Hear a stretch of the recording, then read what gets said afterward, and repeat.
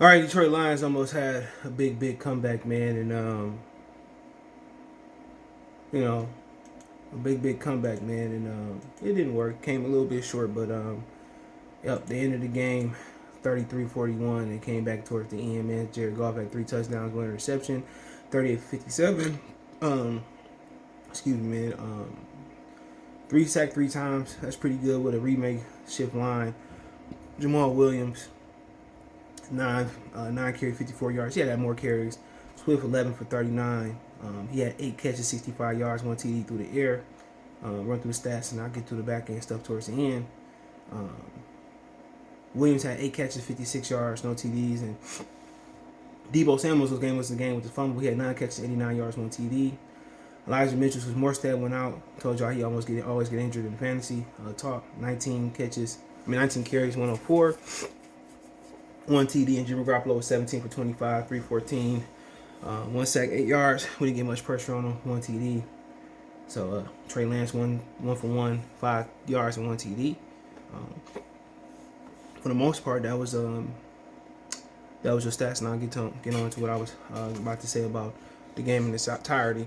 All right, the Detroit Lions got smacked up. They got, they say brand new being punched jump up to get beat down.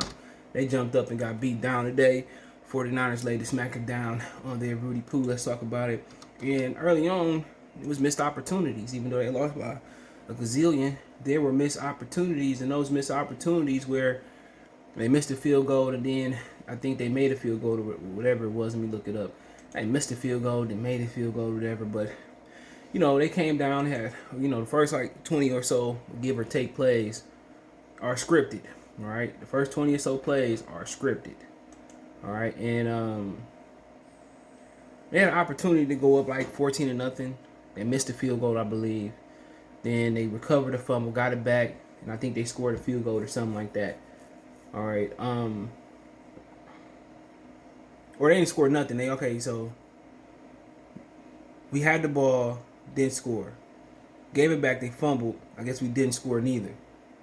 All right, then they scored a touchdown on their second possession, which, matter of fact, yeah, they scored the second time on their second possession. And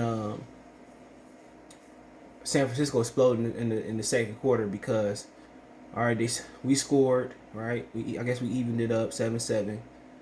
Then they ran all over us with Elijah Mitchell. Then they made a field goal, so they up 10. So they got 10 or 7. Then they do another, they up 17, and then the pick six. So 17, and then they kick a field goal 20. So the second quarter was the difference. They couldn't stop the run. They couldn't stop Morstead. Morstead got injured. That was the worst thing that happened. Elijah Moore came over. He still was running. He still may be running. Elijah Mitchell, excuse me, he still may be running. And they ran all over us. All right. And then when the running game got going, they were able to play action. I think Trey Lance scored the first touchdown. He came in, but then Jimmy Garoppolo, he was crazy accurate the whole game. I think leaving the half, he was 7 for 7. It's easy, Debo Samuels, he had a big game. He's either people talking about fantasy, either him or Brandon Ayuk. He was the one with the big game, and that's gonna be hard to tell about with him and Brandon Ayuk at receiver, who they gonna exchange. Sometimes they might have two big games. Someone will have a big game, one another have a big game. But Debo Samuels, he was a fucking animal today. And I mean, the one thing that was really more improved about the Lions was the mindset, the schematics, and the mindset of the running game, the blueprint or the schematics of the running game. And then it was, Jamal Williams ran physical, DeAndre Swift ran physical, and they gotta be nice. If the Lions do win a game or win some games, this season is gonna be because of the running game. The running game was really, really good today. They caught the ball out the backfield pretty good. Swift caught the ball well, ran the ball pretty tough, but Jamal Williams is exactly what we've been missing. He had that burst that we didn't see in preseason, the one couple snaps that he took, but he had a great burst today. He was physical. He caught the ball at the backfield pretty well. I think he might have had a drop, but he caught the ball at the backfield, and that's one thing they didn't have when Stafford was here, was somebody that could run the ball in between the tackles with physicality, and that's what Williams did today. And he did his thing outside the hashes running the ball. So they was really good. Williams was really good today. He was physical. He had a burst, kind of like when LeGarrette Blunt got here. When LeGarrette Blunt got here, he didn't have that burst. LeGarrette Blunt didn't have that burst.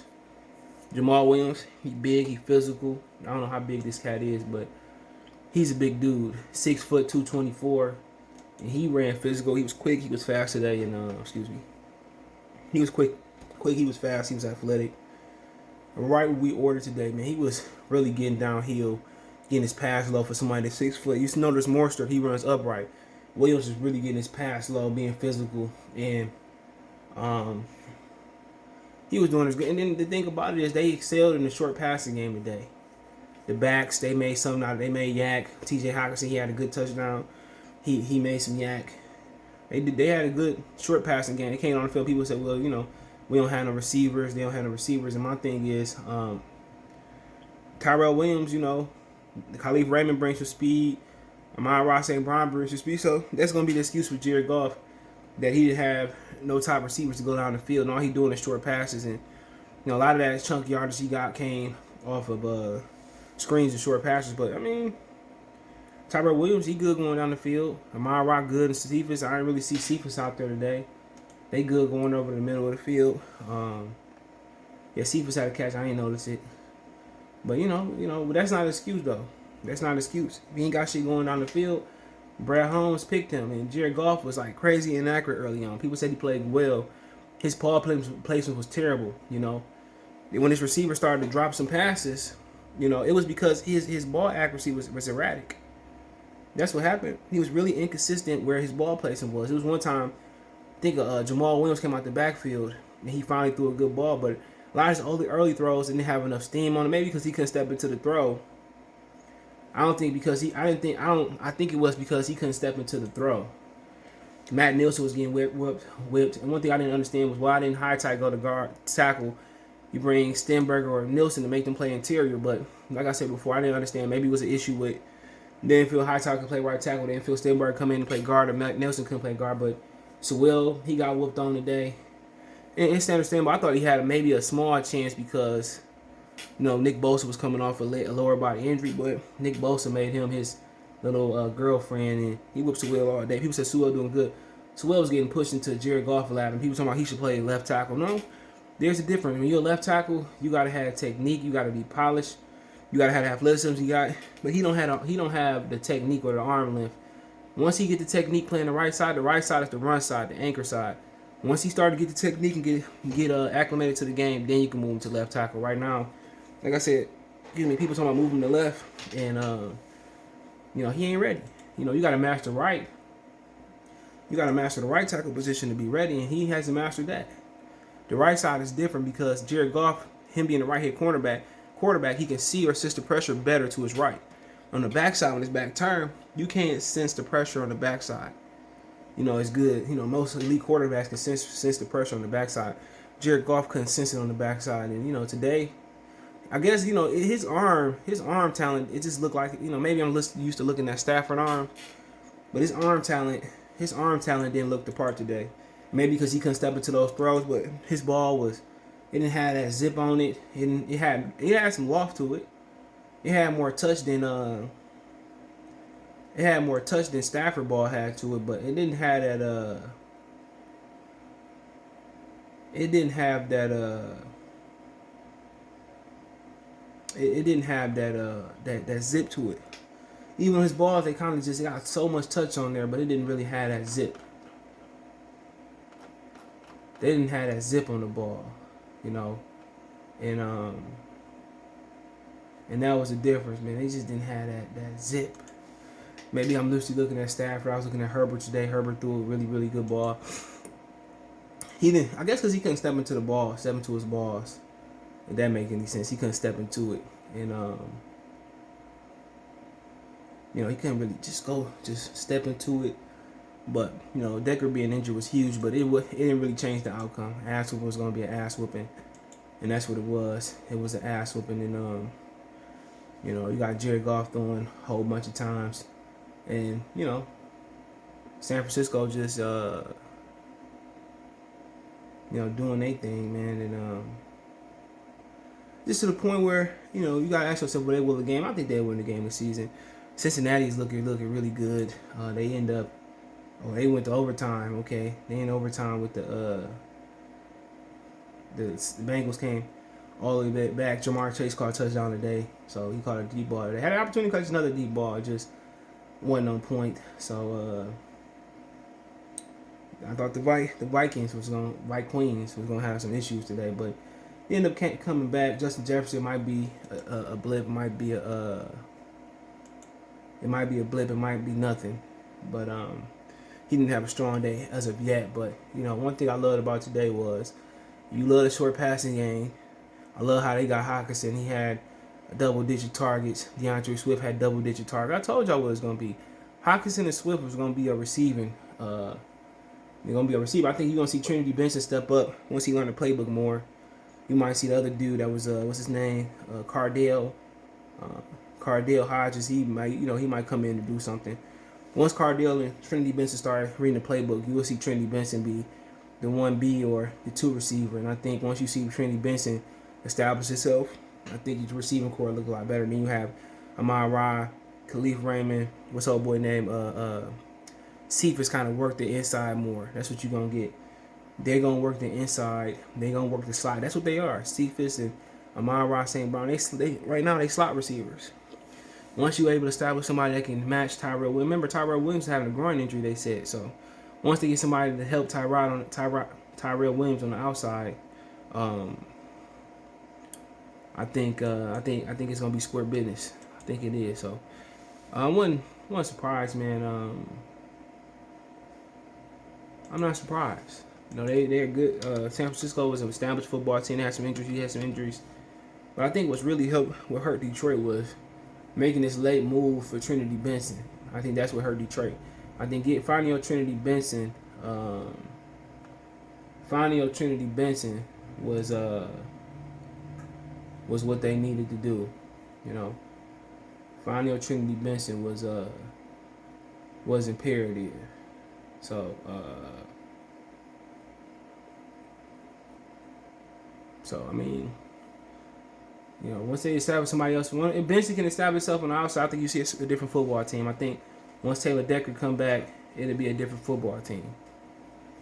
I really think when those guys come back,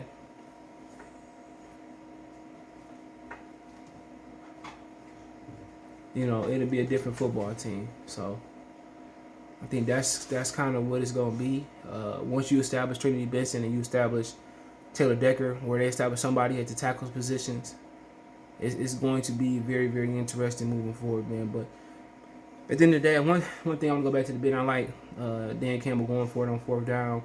Nick Bosa caused Jamal Williams to slip, so maybe he wouldn't have got it. But I think some things would have changed. I think this game would have been a lot more competitive early with Bosa. With Bosa going against Taylor Decker. I think it would have been 100% different. I just think it would have been a different ball game, honestly. So that's my opinion right there. I could be wrong about Bosa. I could be wrong about it. But I do think it would have been a totally different ball game. I think it would have been totally different with Bosa in there. With Decker in there. I don't know if it would have had a big impact on the.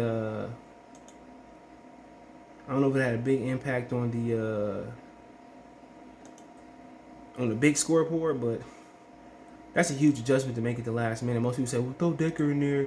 He could be healthy. This, that, and the third." I'm like, man, a finger is very important to the extension. It's very important because your hands is how you control. That's why they want you to have long arms as a tackle. Your hands is how you control other defensive linemen. That's how you control them. Put your hands out there. That's how you control them. That's why it says a hands game. They got that thing where I forget what they call it. Offensive linemen, they flash their hands to take the defensive lineman in or the pass rusher in. They pull them back so you can fall in. You can control them.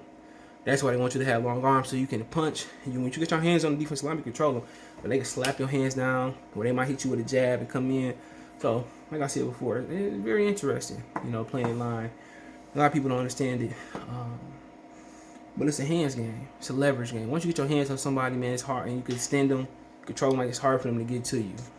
But hard-fought game, 41-33. San Francisco win, and they try to come back, reminiscences or shades of Stafford. But other than that, man, really, really competitive game towards the end. But the biggest difference was the fourth quarter. For the second quarter, giving up 24 points. Had they not gave up that touchdown, You know, it would have been an even game, maybe going into overtime. But appreciate everybody for tapping in. Let me know what you guys thought about the game in the comment section. Thumbs up, share the video, subscribe to the channel.